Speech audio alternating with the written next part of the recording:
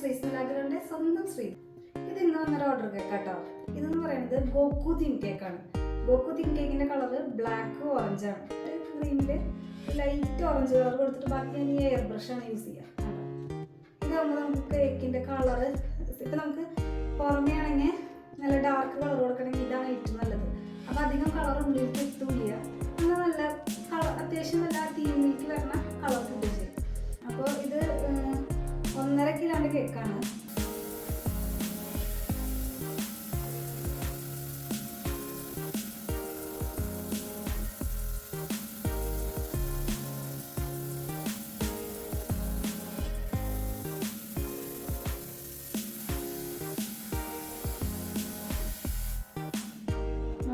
എത്ര സിമ്പിളായിട്ട് പരിപാടി കഴിഞ്ഞാൽ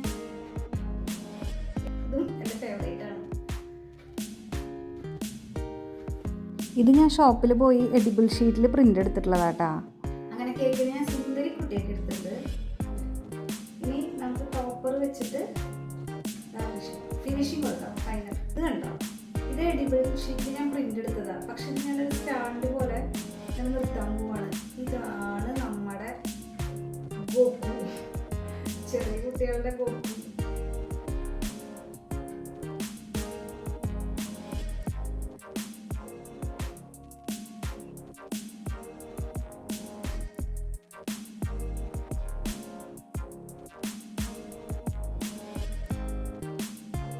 ഇത് ചോക്ലേറ്റ് മനസ്സിലതാണ്.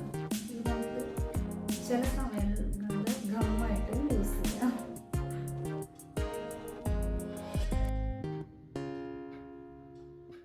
ഇവനെ ഞാൻ ഇതിൻ്റെ ബാക്കിൽ ഒട്ടിച്ചു കൊടുക്കുന്നുണ്ട്.